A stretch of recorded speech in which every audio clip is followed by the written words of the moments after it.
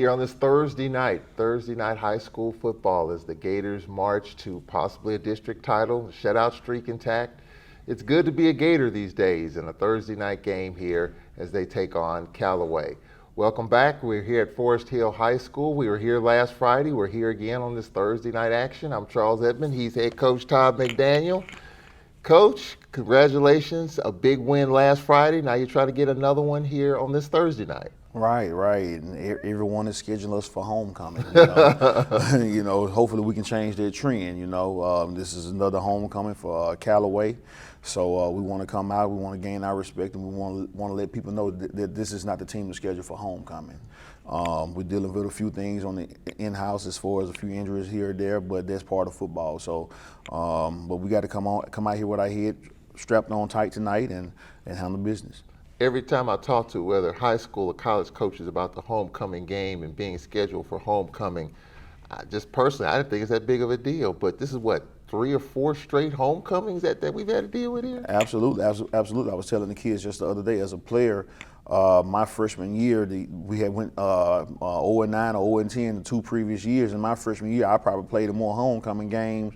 I mean, we played in homecoming games in November. You mean to tell me you wait to the end of November to play us? But the next year we were able to fix that. Yeah. So just tell the kids it's about respect. You pick the people for homecoming that you're going to win because you want to have a good night that night. So we've destroyed a few this year. We want to make it a third one at least. Well, you know what that means. If you win on their homecoming, that means what? They're probably not going to schedule you for too many homecomings in the future. Absolutely. So, we just want to gain our respect throughout the state of Mississippi, So, and scheduling us for homecoming would not be a great idea. Well, speaking of respect, I mean, you're gaining a ton of respect for what you're doing with this program and the elevation of this program. But then the defensive side of the ball, the ticker is on. 19 straight quarters without giving up a point. So you do the math. That's 4 games in 3 quarters. That's almost 5 games. I mean, that's something special we got going. It really is. It's something that a lot of people have not experienced, But still in all, though, we just want to be able to come out and play, every down, every tackle. We want to try to be stingy on the defense side of the ball, be stingy on special teams, and offensively control the clock. And for our guys to hold themselves to a higher standard, that's what we're reaching for. We may not be perfect as people, but we strive to be perfect as a team. And we want these kids to understand that. Whenever you play Vicksburg High, it's not a gimme anymore. You got to come in and you got to fight for it. You got to come in here and take it. And we want to make sure that every offensive team that comes in and plays us, we want to take your best 3-4 plays away. We want to take your best 3-4 formations away. We want you to do things that you're not accustomed to doing to try to win. And once we get you to that point, then it's pretty much over. So, but we want to make sure we continue to play fast and play smart. It's almost a perfect storm of success. You're able to run the football 300-400 yards a game. You're getting that going, and then this defense is shutting people out. It's almost too perfect. And as a coach, we talked about it last week. I mean, I know as a coach you want to find something to get mad about, something to growl about, because it can be a complacency thing. Because you're scoring a ton of points, you're giving up very few points. Where does that balance come in terms of just keeping that edge going? Don't schedule us for homecoming. That's the rallying cry. The biggest rallying cry is we can clinch the playoffs this week. So let's go out, guys, and let's do something that we haven't done in a while at this point of the season, is clinch the playoffs. Because, normally you say it's 3 seasons within a season, but really it's 4, because at this point in time, once you experience it, once you clinch the playoffs, now it's a second season within the conference play. Being able to fight for seeding, win the district championship. Those are next goals that you should set, the short-term goals after clinching the playoffs. We're talking with Todd McDaniel here on the pregame show. So one of the things that we talked about, and I was thinking about, okay, so it seems like in this streak at halftime it's like 26 or 27 to nothing. That seems to be our magic number at halftime. But last week, just 7 points in the second half. And, it was running time and all that. Mm-hmm. Was that something that you paid attention to, just keeping the focus for the second half? Well, this is the thing is that, I told the kids, let's not have our bellies full. We want to go out and we want to dominate people, and we want to be accustomed to winning. We want winning to be second nature, so it's not a big deal to walk through Walmart and say, "Hey guys, y'all doing a great job." We want them to understand is that that's what we expected to do. Once you put on the helmet and shoulder pads, you expected to go out there and do a great job. Mario Kershke is my defensive coordinator. My freshman year at Alcorn, we had a scrimmage, and my freshman year, I think it was the first scrimmage, I had 2 sacks, and as we walked off the field, I said, "Coach, did you see my 2 sacks?" And he looked me in my eyes and said, "That's what you're supposed to do. That's why I gave you a scholarship." So once you come on that field, you're expected to play well, So that's the mindset that we want to have, We don't want this to be new to us, I tell them success brings a lot of things, but once you're successful, you got to watch a lot of little things. You don't want to be separate, or you don't want to be divided by anything. You want to come together, keep coming together as a family, and you want to root for the defense, you want to root for the offense, you want your special teams to have success. You want everybody just to understand that this is a team effort, And I think those guys are really coming in to that, understanding that we all have to do it together, But our defense is playing lights out, We can afford to make mistakes, but throughout the course of that game last week, I really didn't. We had 2 touchdowns brought back, 1 big run brought back, and I really thought it should have been 40-0 at halftime, And as a head coach, regardless of what the score is, you want to execute. Yeah. You want to execute on every single play, and you do get frustrated when you don't execute, But to see those touchdowns brought back, and then you go back and look at film, and the calls don't match up, then that's another issue. Yeah, and so we've had multiple games in which we've had at least 2 touchdowns called back due to penalty. So that's something that's on your radar for sure. Well, this is the thing, is that it's definitely on the radar, and as adults, when that flag is thrown, you're trusting that guy to say, okay, yeah, this is exactly what happened. But when you go back and look at film and you throw that flag and that didn't happen, then that becomes a more of a ethic or moral standing type thing. These kids work hard every single day. If a kid holds or whatever the case may be, great, no problem, throw the flag. But if it hadn't happened and you throw it, that's another issue. And I do notice that even when the penalties occur, just watching the body language, touchdowns called back or whatever the penalties are, team doesn't seem to be rattled by it. Next play, next man up. Next play, next man up. I always tell them, when they throw it one time, line up and do it again. Sooner or later, he's going to decide to keep it in his pocket. So, but that comes with mental toughness. Yeah. You got to be mentally tough to do that. I always tell them, over 20 years, I got a lot of stories, and I never forget, we run the same system. We had a kid to break for 85 yards. They called it back. Same kid, same play, but it was half distance to the goal. So I think we backed it up to the 8-yard line. He went, however many yards. Called it again. We called timeout. Got him some Gatorade. They bagged us up to like the 3-yard line or 4-yard line. Same play, and he took the distance for about 96 yards. So sooner or later, you got to, but that comes with overtime. That comes with mental toughness, and that's coming from the kids understanding that, hey, some things are not going to go your way. It's going to be some phantom calls, but we got to be mentally tough, and we got to continue to go out there and do it. Execute. And obviously being mentally tough during this time in which you're playing so well, and you said pats on the back and all that, and just trying to stay within yourself and not ahead of yourself. Right. That's so huge. We talk about Ronnie Alexander, we talk about the running game, but let's talk about the trenches, because without that, none of that happens up front. Absolutely. Talk about the offensive line and defensive line. Absolutely. Well, we got some veterans on the offensive line. We thought that was going to be one of our strong points this year. Jaquez Williams has done a great job. Tremont Williams has done a great job. Greg Taylor has done a great job, and we have some newbies out there. Travis, we moved him to center, and DeRay Minor at right guard. Those are 2 new starters this year. So those guys have come together and they communicate very well, and they're playing physical football. Defensively, you can't say enough about DeMarcus Johnson, Caleb Bryant, Kellen Goodwin, and got me calling out everybody's name.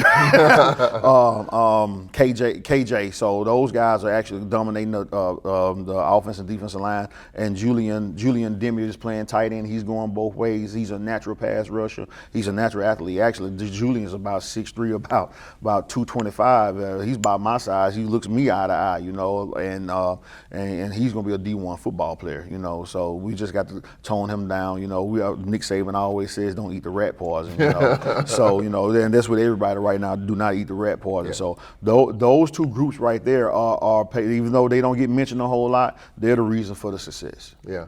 And you talk about the success, and you talk about what's happening, and obviously football's a physical sport, and what we've done is great, but then there's some injuries along the way that you're having to navigate. Talk about that a little bit. Right. Well, my left tackle, Jaquez, which I believe is a D1 football player. Jaquez is about 6'5", 330 pounds. He has an MCL sprain. He should be able to go Thursday, but if we're fortunate enough not to have to let him play a whole lot, we'll be happy about that. DeRay Manor has a fractured hand. We're going to club him up, and he should be a go. Defensive line is pretty healthy right now. They're very healthy.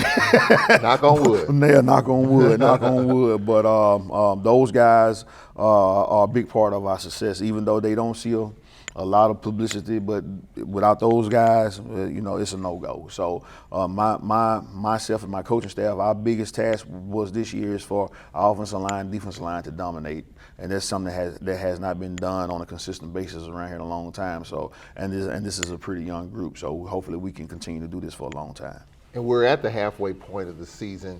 So would you say that we've been pretty healthy, or these are just some minor injuries that we've dealt with just recently, or have we been banged up throughout the course of the year? How would you characterize it? It's just recently. We got kind of had a few injuries last Thursday night against Provine, but still in all, though, this is part of the game. You're gonna be banged up. If a guy tells you that he didn't get injured or hurt throughout the course of a year, he didn't play. So yeah. It's just part of, you're gonna have bumps and like one of my former coaches say, bobos throughout the course of the year, So we are hurt, we're not injured. Yeah.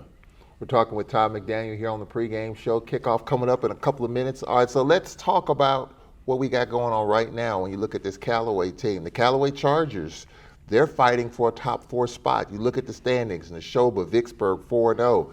Ridgeland 3-0, Canton and Callaway 2-2. So they've got a lot to fight for. We're fighting for a district championship. They're fighting to get in the postseason. So this team here is something to pay attention to. And very athletic, very talented. They're extremely big across the front. So by no means is this going to be a gimme. You know what I mean? We have to go and play. We need to go take our A game. And let the chips fall where they may. This is nobody that you can take lightly. They put together some pretty good wins this year. It went down to the end with them in Ridgeland. So I mean, we're gonna have to go out there and play. They got some burners on the outside. They can stretch the field. Some physical offensive linemen, defensive linemen. They have a kid. I don't know his name, number 11. He has great get off, about 6'4", about 240. So he's gonna be a handful. But still in all, though, we just have to go out there and execute and play fundamentally sound football. And you talked about how close their games have been. I mean, they lost 19-14 in Canton. They beat Provine by 2.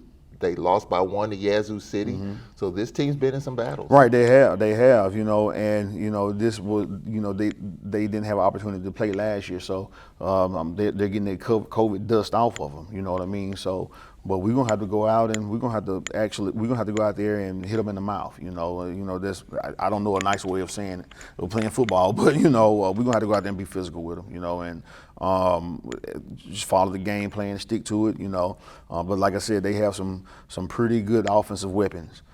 So and a huge offensive line. I don't think we played a game this year where we were the bigger team. So but one thing about it that equalizes that we had some great lifts this week. Had great lifts all summer, all spring. So we're at the point now where we're pretty physical and pretty strong, very confident about ourselves, and it doesn't matter about the size. So let's go out there and let's execute. We were talking before we went on about you want to keep these kids' attention. How on Monday, you kind of went at it a little bit, just trying to get their attention to make them realize, hey, there is no let up here. Absolutely. We didn't worry about stretching. We were kind of lagging into the stretch, so don't worry about stretching. Let's just get on the line. We'll warm up.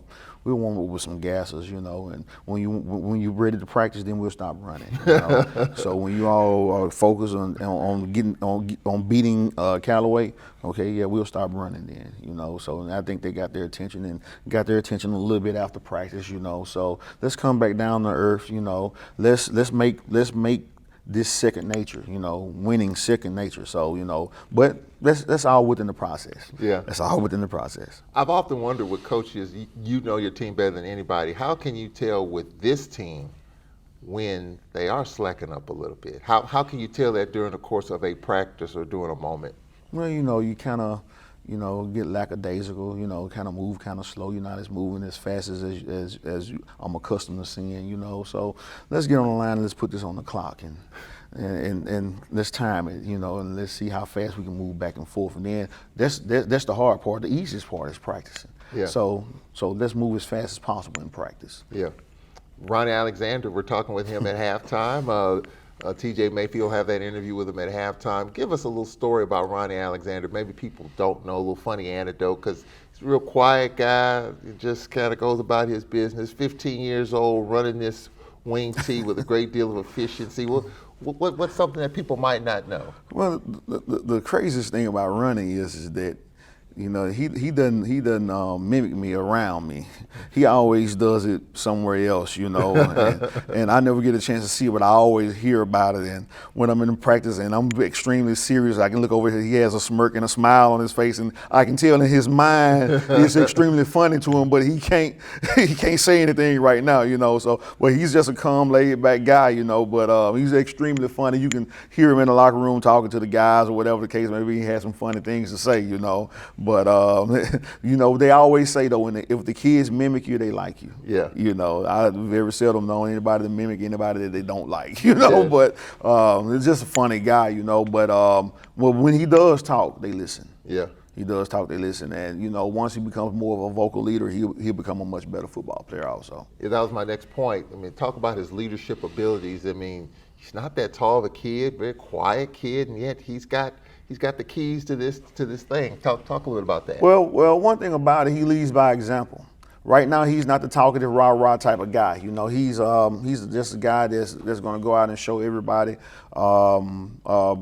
by example of how it's supposed to be done. But I will say this, is that everybody respects him.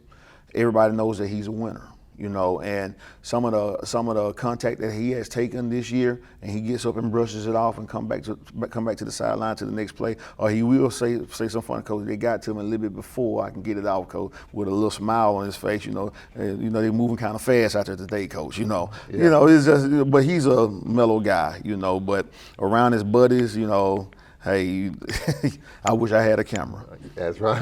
Yeah. Right. And it seems like everybody's having fun, and it's fun when you're winning. And you know, the goal is to get to the postseason. And depending on what we do tonight, obviously win tonight, and then depending on what happens tomorrow, we could perhaps clinch a playoff bid. And here we are around the midway point of the season. How does that sound? Well, it sounds great. And if we win tonight, we will clinch it. Okay. We will clinch it because it will be only 3 remaining games. So we're going to be one of the top 4 regardless. So, but still in all, though, that's not the goal. The goal is to win tonight, and the goal is to win the district, or come in no less than 1 or 2. But the goal is to win the district and host a playoff game for Vicksburg High.